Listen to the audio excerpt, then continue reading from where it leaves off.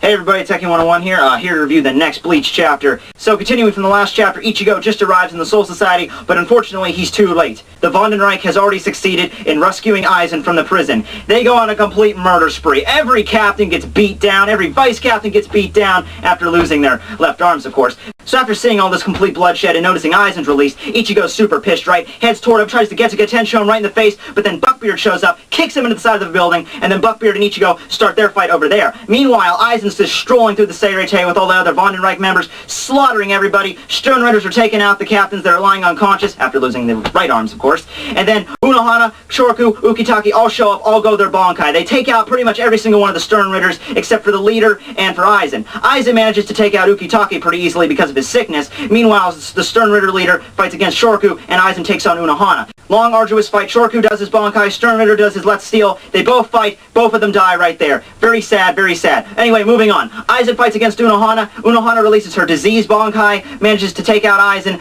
However, big surprise, it was all an illusion. So Aizen cuts Unohana down, all hope is lost, but then Kenpachi shows up, and Kenpachi reveals that he now knows his sword's name, uses Bankai. Turns out, it's a freaking nuke, wipes out half of the Seirei right there.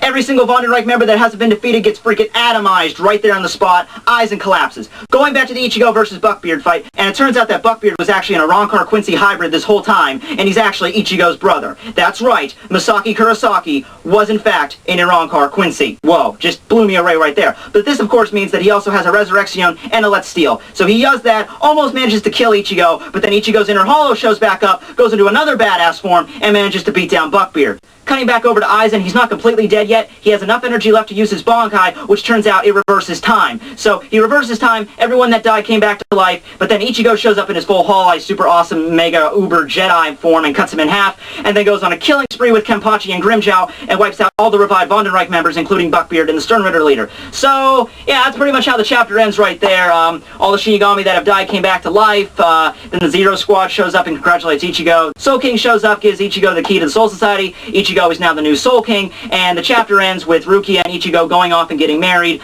And also, other major plot twist, when Aizen reversed time, it also reversed time in all the other dimensions, including Hueco Mundo. And because Hueco Mundo operates on a different time stream than the Soul Society, pretty much every single Espada is brought back too. So, you know, Bargain becomes king of Hueco Mundo again, Stark goes off and does his thing, all the other Espada work under Bargain. As for Ukiura, he realizes that he's actually in love with Orihime this whole time because he showed him what a real heart was, so he goes to see her and they live happily ever after.